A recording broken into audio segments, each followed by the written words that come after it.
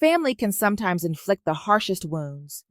The invitation, printed on premium stock, displayed her sister Melanie's impeccable penmanship, flawless, as usual, mirroring her seemingly perfect existence. Elizabeth, attired in a simple yet elegant slate gray silk dress, assessed her appearance in the restaurant's reflective glass doors. Her makeup was subtle and refined. A delicate pearl necklace, a personal reward upon opening her first restaurant a decade prior, rested gracefully at her throat. Flame Zone, situated on the uppermost level of Boston's Four Seasons Hotel, provided an opulent setting with views overlooking the Beacon Hill cityscape. It struck an ideal balance between classic Bostonian charm and contemporary elegance. Elizabeth recognized the rationale behind the venue selection. She learned that James Clark, Melanie's husband and an investment banker, frequently entertained clients there. "Do you have a reservation, ma'am?" Elizabeth presented her invitation at the reception desk. The Wilson Clark baby shower. The receptionist scrutinized Elizabeth briefly before consulting the guest list. Elizabeth fully grasped the implication of that look. She was likely categorized as the sister who works at a pub, a decade-old fabrication, or rather, a narrative her family had constructed independently. Scores of guests had already congregated within the luxuriously appointed space. Beneath the gentle glow of chandeliers, women adorned in the latest designer fashions engaged in polite conversation, champagne flutes in hand. Crisp white linens draped the tables, each adorned with pastel blue floral arrangements at its center. At the heart of it all was Melanie, 7 months pregnant. Melanie appeared as though she had emerged from the pages of a high-fashion magazine, sporting a designer maternity dress and a dazzling diamond necklace from James, her husband, at her throat. Beside her stood their mother, Carol, impeccably coiffed and made up, dressed in designer attire. They were encircled by members of the Newton Country Club. Carol, a former real estate agent who had diligently cultivated her social standing, held her daughters to exacting standards. Melanie, at least, had fulfilled those expectations. Elizabeth, conversely, had consistently been a source of chagrin for her mother. "Well, Elizabeth, you made it." Her mother's voice contained a mixture of astonishment and subtle disapproval. That tone resonated with phrases repeated endlessly throughout Elizabeth's memories. For the past 10 years, she had only seen them a couple of times annually at family gatherings. It was a mutual decision. Her mother and sister resided in an affluent suburban community, deeply involved in the nouveau riche social scene. Elizabeth maintained a discreet lifestyle downtown. At least, that was her family's perception. In truth, Elizabeth was the proprietor and head chef of the Hidden Gem, a prestigious restaurant housed in a refurbished brick building within the Beacon Hill district. Her establishment was favored by Harvard professors and old money families. However, she only appeared in the media as Chef Liz and maintained a complete absence from social media. The restaurant's acclaim was built solely on word-of-mouth referrals and features in gourmet publications, boasting a consistent 3-month waiting list. But her family remained oblivious to all of this. As Elizabeth scanned the room, she observed place cards meticulously arranged on the tables. Yet, she couldn't locate her own name anywhere. She noticed Melanie's close friends casting glances her way and engaging in hushed conversations. They were all alumni of Melanie's private school and members of the same country club. "Is that the sister everyone talks about? She works at a pub, right?" These remarks were deliberately audible. Elizabeth inhaled deeply and offered a composed smile. Within her, a quiet self-assurance, cultivated over a decade, resided. Elizabeth proceeded deliberately through the venue, the chandelier's light projecting moving shadows at her feet. White linens cloaked the tables, with delicate pastel blue centerpieces gracefully positioned. Many of the attendees were recognizable figures from Newton's social circles. As she passed, conversations would momentarily cease, only to be replaced by murmurs. Those murmurs drifted through the space like a gentle current. Elizabeth continued her search for her name card. 10 circular tables, each accommodating 12 guests, every setting featuring a name card crafted from superior quality paper. Yet, nowhere could she discover the name Elizabeth Wilson. In a corner of the room, hotel personnel were meticulously arranging hors d'oeuvres, smoked salmon canapes, caviar-crowned blinis, truffle-infused quiches. Elizabeth detected minor flaws in each presentation. A professional scrutiny never ceases. Elizabeth, even though you came all this way, Melanie approached, her voice laced with a veneer of concern. You appear to be experiencing some difficulty locating your assigned place, Melanie stated with feigned familiarity. Elizabeth responded with a simple smile. Behind Melanie, her husband, James, scrutinized Elizabeth with the keen eye of an investment banker. We had an unexpected surge in attendees, you understand. Melanie offered an apologetic facade, but her eyes held a glimmer of amusement. We were compelled to give precedence to our more significant guests. Elizabeth comprehended the message perfectly. She was not a significant guest. She could never attain that status. But don't be concerned. Melanie's tone brightened, as though struck by a sudden inspiration. Why don't you consider that run-down pub across the street? That might be more suitable for your tastes. Her words disseminated through the venue like effervescent champagne bubbles. Ripples of laughter emanated from the surrounding attendees. Yes, dear, Carol interjected, approaching with a self-satisfied smirk. That would be ideal for you. Elizabeth inhaled slowly and deeply. A decade seemed to condense into a single moment, and she understood that, ultimately, nothing had truly changed. I shall do that, she replied, her smile serene. There was an enigmatic quality to her expression. Enjoy your baby shower. Elizabeth departed the venue with impeccable poise and grace. The sound of her designer heels echoed softly against the marble floor. Behind her, her mother and sister exchanged triumphant laughs as fresh gossip began to circulate among the guests. In the hallway, Elizabeth paused beside a window. Boston's cityscape shimmered in the evening light. Amidst the buildings, she could discern the location of her restaurant, the hidden gem. Melanie and her mother observed Elizabeth's silhouette through the window, framed by the setting sun. She exuded an almost ethereal dignity. Yet, to her mother and sister, she appeared merely as a pitiable failure. Elizabeth began to walk towards the elevator, her steps a touch lighter than before, because she was aware that the moment of truth was approaching. After collecting her jacket from the reception desk, Elizabeth exited the hotel and proceeded to cross the street. Her mother and sister watched with contented smiles. However, they were unaware that their contentment was destined to be short-lived. As Elizabeth approached the pub across the street, she retrieved her mobile phone. The screen displayed a message from Michelin inspectors, confirming their impending visit to her restaurant. A graceful smile graced Elizabeth's lips. 1 week following the baby shower, Carol was perusing the Boston Globe during breakfast, as was her custom. A prominent headline declared, "The Hidden Gem, Boston's Culinary Jewel." Accompanying the article were exquisite photographs of the cuisine, alongside the name Chef Liz. "James, look at this article." Melanie peered over her husband's shoulder. "The Hidden Gem. Isn't that the restaurant that's notoriously difficult to book?" The article proceeded with a comprehensive introduction to the establishment. It described how the restored red brick building in Beacon Hill housed an exclusive space of only 20 seats, adorned with crystal chandeliers and antique furnishings. Even Harvard's president is a frequent patron, the article noted. James remarked with a hint of admiration.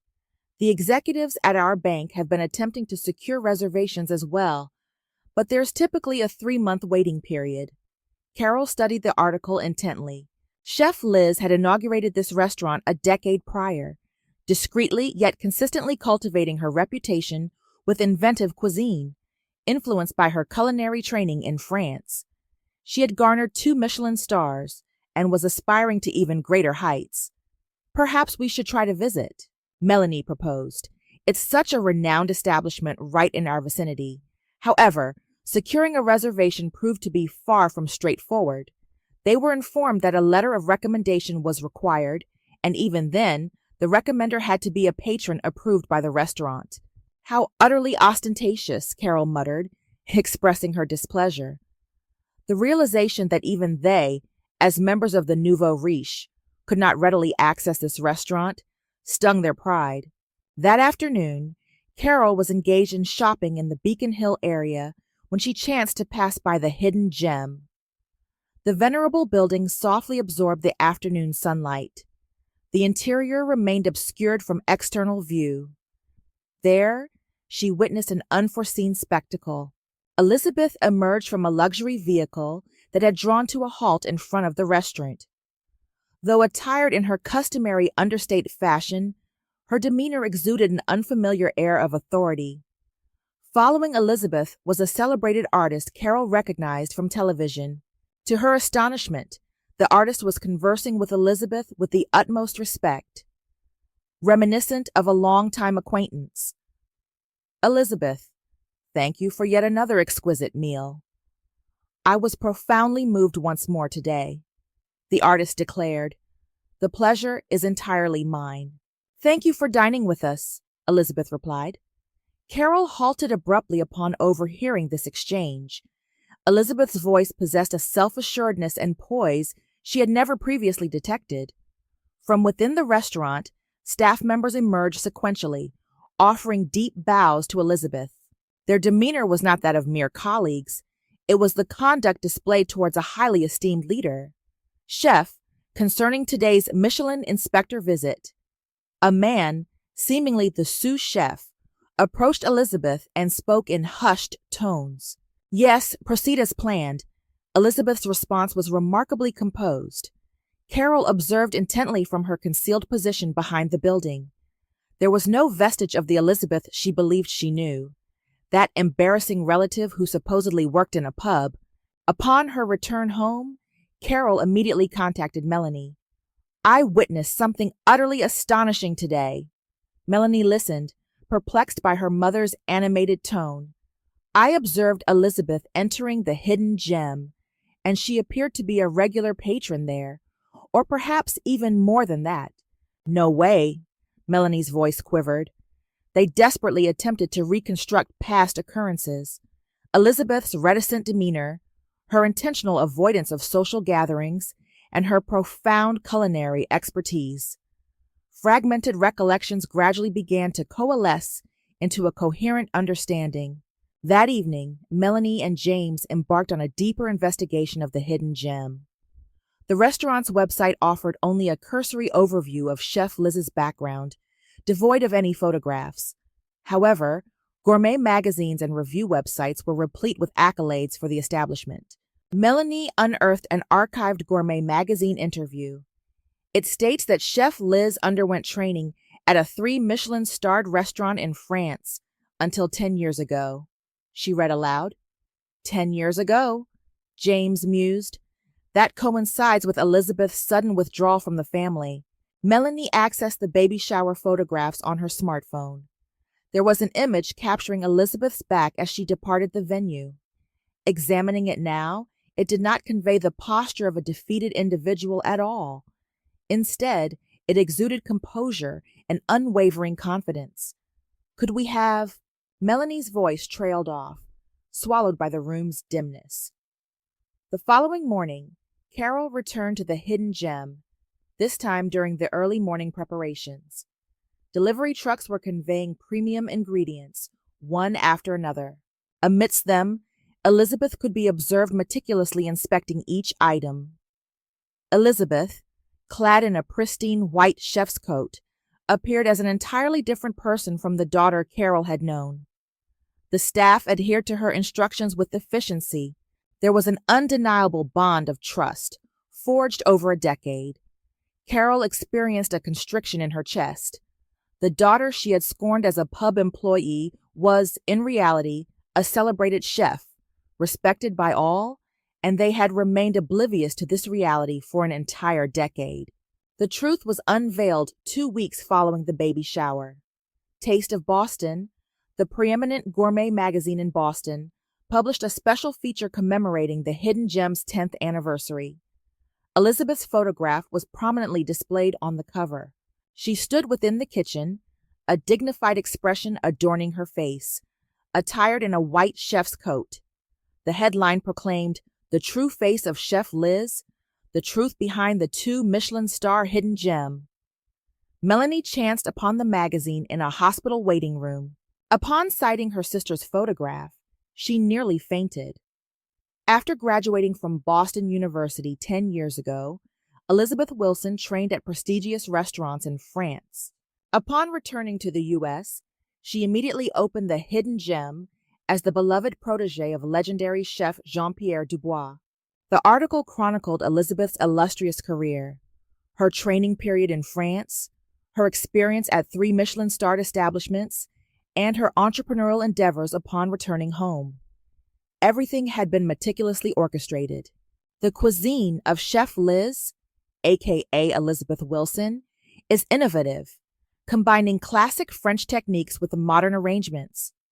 Her signature dish, Landscape of Memories, beautifully expresses French traditions while utilizing New England ingredients. Melanie was so engrossed in the article that she momentarily forgot her prenatal checkup. There was a facet of her sister she had never encountered. Elizabeth was lauded by global gastronomes. The Hidden Gem is consistently booked 3 months in advance. However, this is not merely about popularity. Elizabeth Wilson maintains a policy of welcoming only guests who truly understand value. Reservations require letters of recommendation from existing patrons. This stringent policy underscores her genuine dedication to the culinary arts. After concluding the article, Melanie promptly contacted her mother, but Carol had already encountered the piece. She sat in her living room, agitated, rereading it repeatedly. Elizabeth Wilson's restaurant isn't merely a venue for exquisite dining.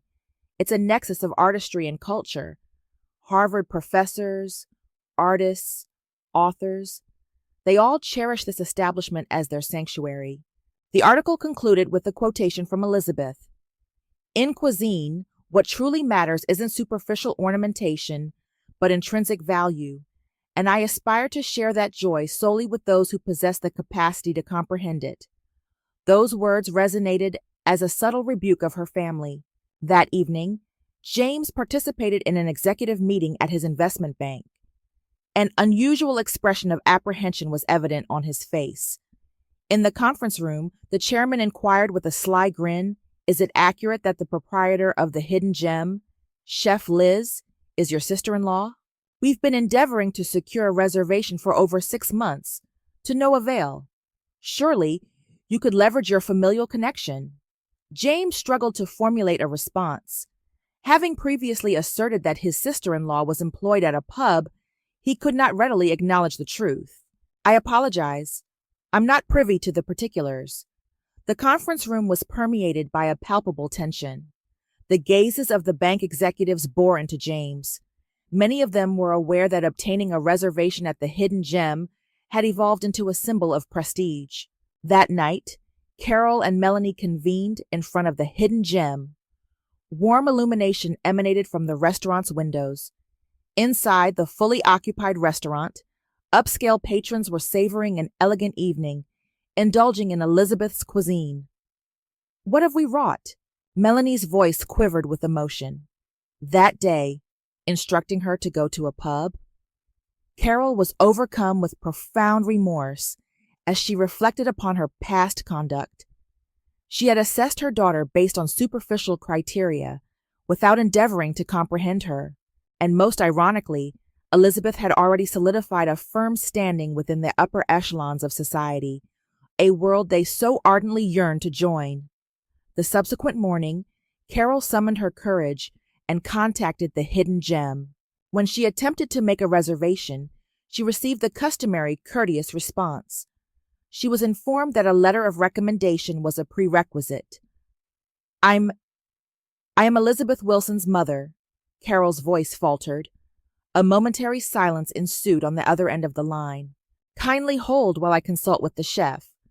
A few minutes later, the call resumed. We extend our apologies, but the chef has stipulated that you adhere to the standard reservation protocol.